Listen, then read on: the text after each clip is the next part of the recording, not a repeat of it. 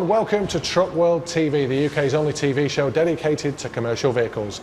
On this week's show, Tim's got his road test of the latest 7.5 tonne offering from Isuzu. We've also got exclusive access to the British Commercial Vehicle Museum in Leyland, and we asked truck drivers what they think of truck driving as a career. Now, throughout this series, we've been keen to highlight the vital role that commercial vehicles play in keeping our country and all the goods and services provided within it moving. And this week we're going to be looking at one of the most run-of-the-mill things you're ever going to find in your shop and seeing the enormous logistical task it takes to get it from A to B. The humble carrot tastes great and helps you see in the dark, but most of us aren't aware of these until they land on our plate at lunchtime. But you would not believe what these have to go through to get from the ground onto your plate and into your tummy. Well, this is TruckWorld TV, so yes, you've guessed it, it involves a lot of trucks. Based in Tarleton near Preston, Huntapac produce process over 100,000 tonnes of carrots and parsnips every year. And their fleet of 60 trucks and 66 refrigerated trailers work around the clock to keep our supermarkets stocked with veg.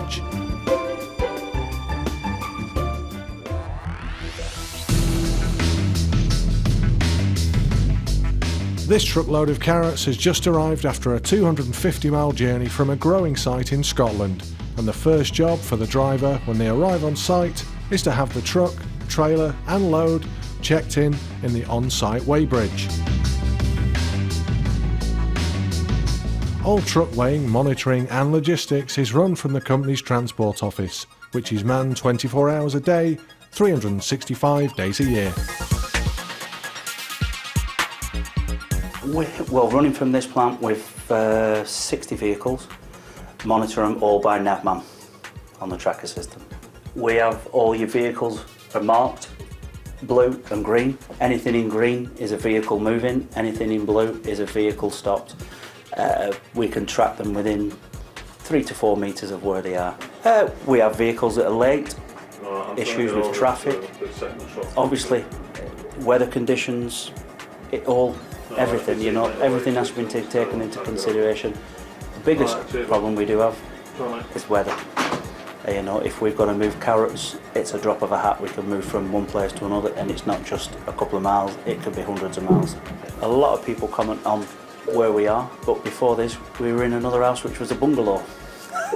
So it's just, we are having a new transport office built, but just not at this time, so we've moved into here.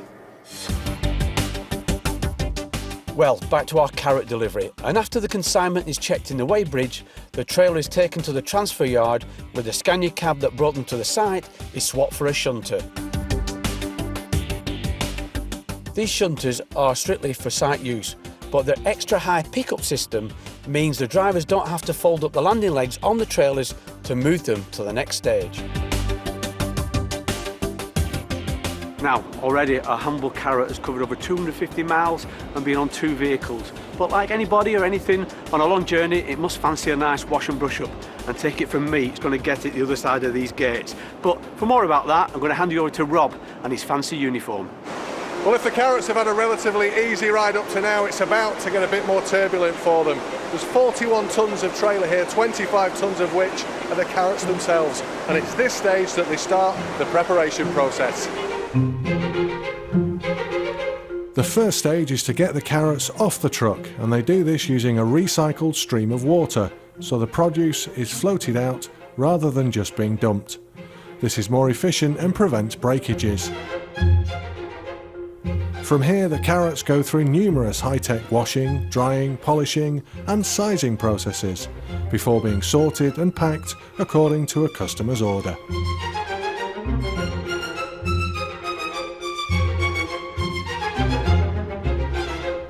Inside the plant, forklift trucks are used to move the stacks of produce into the cold store, where they await their outward journey.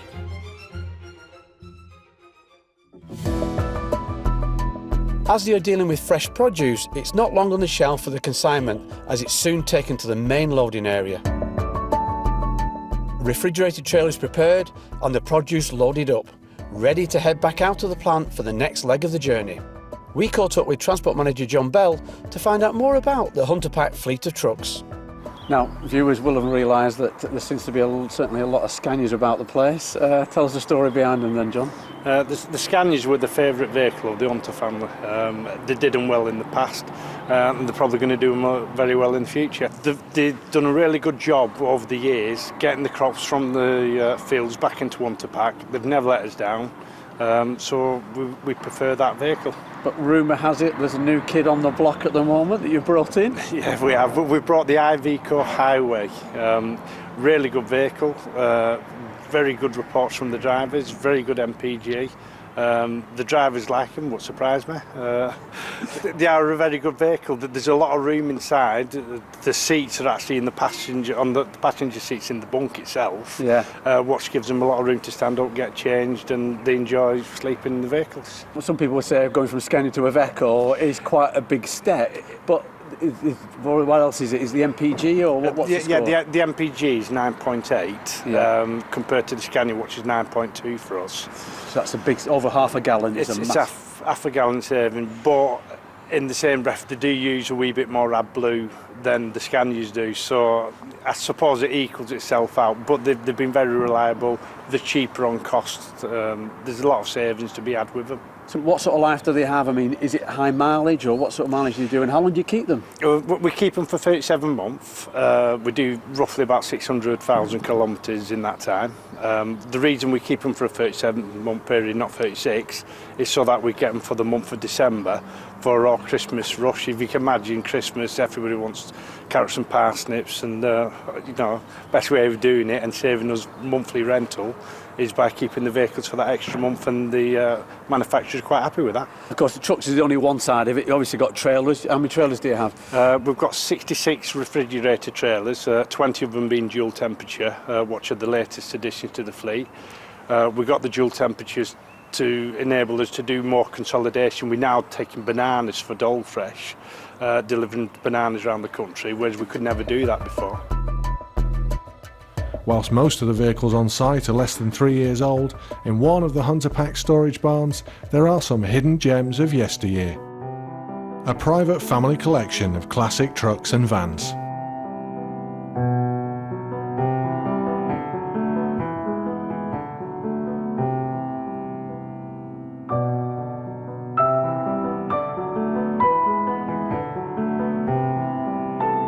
This really is a fantastic collection of classic commercial vehicles.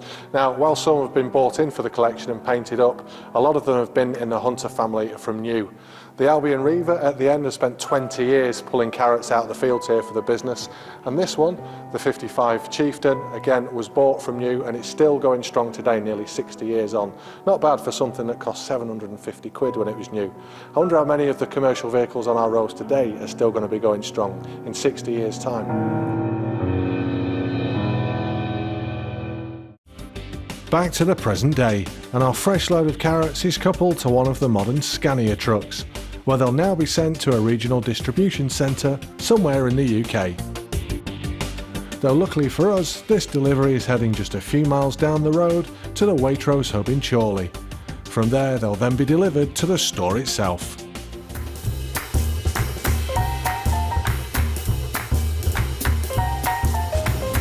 So there you have it. In less than 24 hours, these have covered more than 300 miles, have gone from Scotland to Tarleton to Chorley to the distribution centre, and here at Preston they finally arrive at the branch. And I think that's pretty impressive for the humble carrot. But it really does bring home how important commercial vehicles are to keep our country moving, to keep us alive. Because without them, well, it wouldn't be just the carrots that would be missing from your Sunday roast. It'd be everything you see.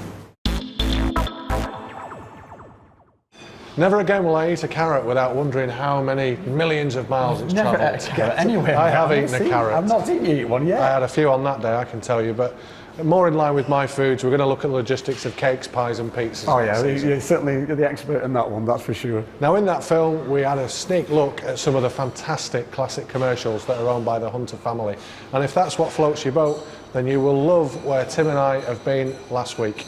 Yeah, we went to the British Commercial Vehicle Museum in my hometown in Leyland, so that was quite good. the largest collection of classic commercial vehicles in Europe, and an absolutely stunning thing to look at. Yeah, it's not just, also the good thing about it, it's not just because it's based in Leyland, you think it's all Leyland trucks. It isn't. It's the Bedfords, it's the ERFs, it's the Seddon Atkinsons or the Seddons and the Atkinsons. So it's a real mixture of all historic 100-year vehicles. Yeah, and it's amazing to see that obviously when steam engines were around, they were the commercials like we see driving around. But I thought the ERF and the Foden story was incredible. Yeah, that was a big family feud in the early 30s, where they were building steam, and then one of the family, Edwin Richard Foden, had this idea of diesel was the future, and they had a bit of a fallout. They said no, steam will continue through. So the other guy the ERF, Edwin Richard Foden, set up a factory the other side of Sandbach, and the two families were opposing. One was ERF and one's Foden, and that's how they were born. And how did that steam for the future work out? I don't think it did very well. That's it, exactly. And before you say it, no, it was before my time as well. I'm sure you learnt to drive on it.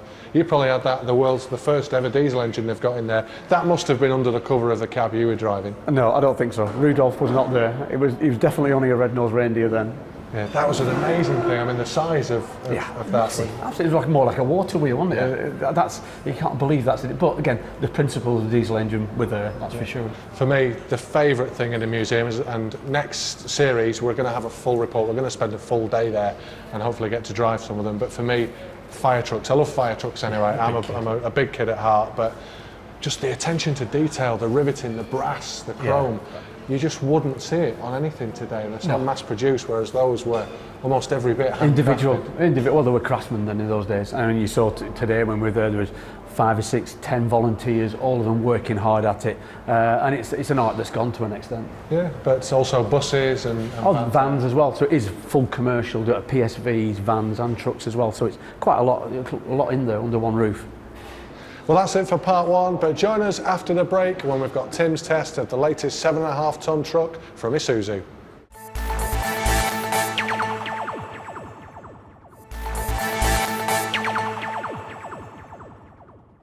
Although the main focus of all our road tests this series have been articulated trucks, it's time to have a quick look at a rigid truck, and it's the latest offering from Isuzu.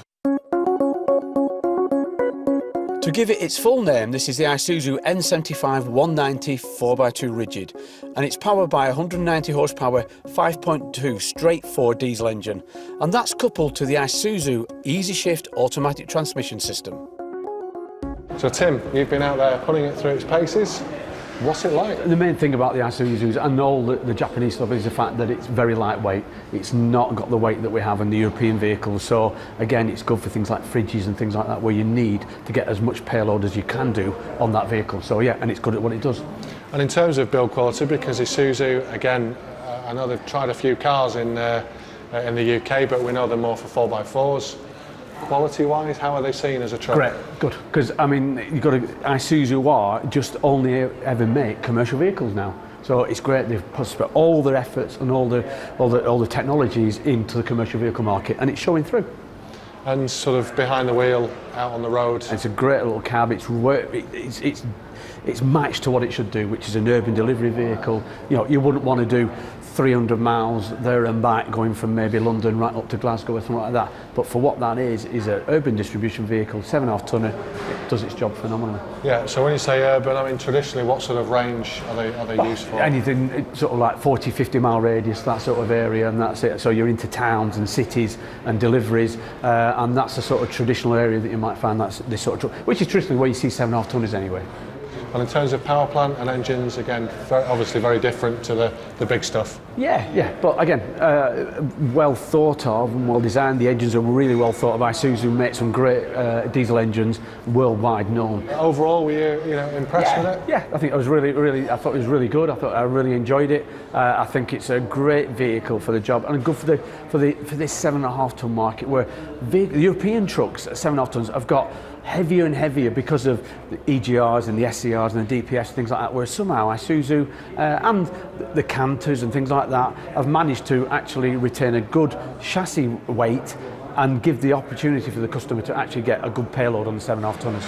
And I'm guessing the lighter the truck overall, is that going to affect on wear and tear and fuel economy? Well, fuel economy, yeah, because obviously in anything, the lighter it is, obviously the better fuel consumption you're going to get. But the important thing is wear and tear nowadays, there isn't a bad truck. You would quote maybe 1 or 2 references to certain manufacturers 10 years ago, but I think nowadays there isn't a bad truck. It's a case of what suits it. But the big differentiator, as I said right at the very beginning, is the payload potential of the Asian sort of area 7.5 tonners. And what's it up against? What's it going head to head with? It depends on the customer really more than anything else. But if you go on the Europeans, you go on the DAFs, you go on the Eurocargos, you're going on the all sorts of different vehicles if you like in that area. But certainly the main European 7.5 tonners. And then if you're going up against the Asians, you're going up against things like the Canter and things like that. So again, those are people have got to make big decisions as to what they want to do. But for me, I can see that this market is going to grow, to be honest.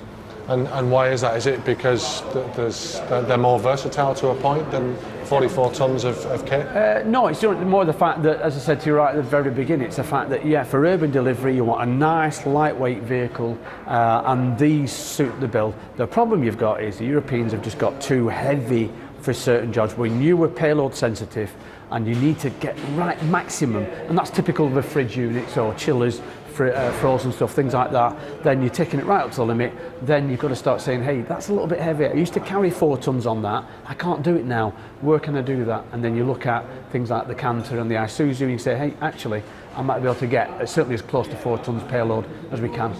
And do Isuzu, do they make articulated? Yeah, Gigaspec, yeah, I mean, but we don't see it in the UK.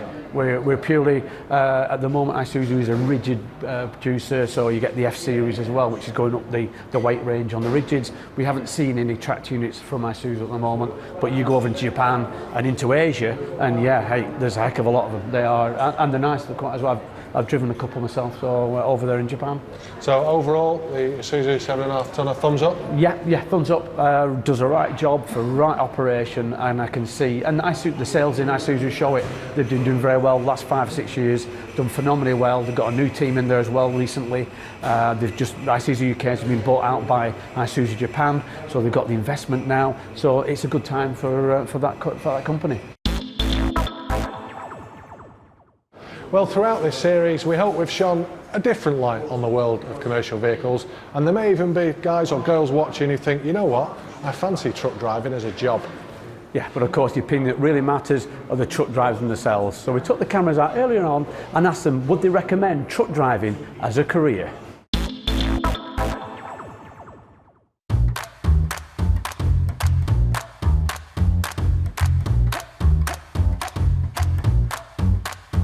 Driving as a job, yeah, it's a lot of jobs where you're outside and you're working out in all weathers. To a certain degree you're out in all weathers, but you are sitting nice and warm when it's nice and cold outside and everybody else is still doing their 8 hours in the cold, freezing to death. Its downsides can be very long hours if you're stuck somewhere getting loaded, and you can be working up to 15 hours, that's the legal limit, which is a very long day. But you take it, it's good points, it's bad points, and you weigh it up and take it as it comes. Well, I'm a truck driver and I've been doing it for 30 years now, and I love the job, I love it, but it isn't for a lot of people. You either love the job or you hate the job. So it's one of them jobs that you do or you don't do. But I should say, if you want to get into a job nowadays, is just go for whatever you feel like you want to do. You fall out with yourself, can't you? No one tells you what to do. But yeah, I love driving, it's great because, you get to see all the views and everything, and it's nice to go to places you've not been before. Gets a bit stressful at times, but overall I quite enjoy it. It's all I know really, so just keep going. Definitely not, no. There's too much legislation with balls now, and they're all over the place, and it just makes the job a nightmare. You're trying to get to a deadline and you've got balls that are hanging about, and there's just too many rules and regulations now, so I personally wouldn't go into it. If I could do something else, I'd be out of it, definitely. It's a good job if you like your own company. You tend to be away most of the week, you're on your own. To be honest, I don't think it's for a family man. I mean, I've got 2 young kids, and I don't get to see them until weekend. So I'd say it's more for a young man single, really, realistically. Now there'll no doubt be lots of people watching thinking, those guys are so professional. How do they deliver the links first time, every time? Do they never make mistakes? Welcome back to TruckWorld TV, and it's time now for the first of our road tests. Now on last week's show we saw Tim visit Lyon. Now on last week's show, wow! Time now for the first of our road tests. Now on He's cocked this up a few times now. I've got my own back on him. Can you do a stop-start, please? Yeah, well, it's amazing how much effort goes into making a trailer. It's just as much as it is a truck, and yet you don't think about it, do you? No, not at all, not at all. What's next? Do you want me to say that bit? Hopefully through spring and summer for a second series. We'd like your suggestions, obviously, if they are repeatable, and any ideas, and that's it from me, forget it. That's it. Oh, charming. Well, I'd like to speak to you again. That's it from me, forget it. Yeah, exactly, forget it. Oh no, that was an awful line. But to start us off this week, we're going to be looking at the trailer. 3/4 of all goods delivered throughout the UK are actually delivered by truck. That means, yeah, commercial vehicles. Yeah, and there's a hell of a lot of scraping going on in this cafe just at the moment. I was getting a hash brown off the plate. Yeah, exactly, that's it, yeah. Now, Tim, you genuinely do a bit of both. By that I mean you drive trucks. Yeah, yeah, I don't think we're going to talk about that, to be honest. That was just a nasty rumour, it was never proven in court. Time for a short break. It's time for a short break, but when we come back, we're driving the new Volvo. Follow us on Twitter because we'd love to hear from you. We would, wouldn't we? Yeah, and if you could change your suggestions. Yeah, exactly, that's it, yeah. Now, Tim, you do a bit of both. Don't look at me straight away. Jeez, right. do your line and then look away or something, but don't look straight at me. Well, it's amazing, as I'm looking at that how much effort's been, it's just as much, you know. Don't. Ready? You should have breaking news. Tim Campbell gets link right first time. Oh, less of it you. Well, that's it for our first series of TruckWorld TV. We hope you've enjoyed it. Don't forget, you can still check out our website at truckworldtv.co.uk, and be sure to follow us and keep in touch on Twitter. Yeah, because we'll be obviously filming for Series 2 in spring and summer. So any suggestions and ideas, as long as they're clean, of course, please feel free to contact us. But apart from that, thanks for watching and goodbye. Bye-bye.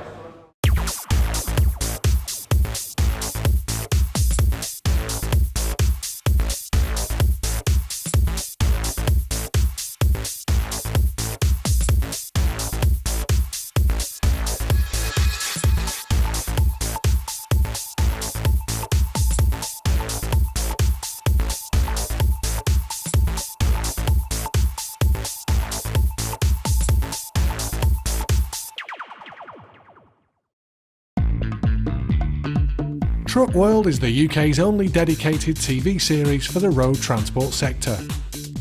If you are watching this and have a product or service that can help transport operators, then go to our website www.truckworldtv.co.uk to find out how easy and cost effective it is to advertise on TruckWorld TV.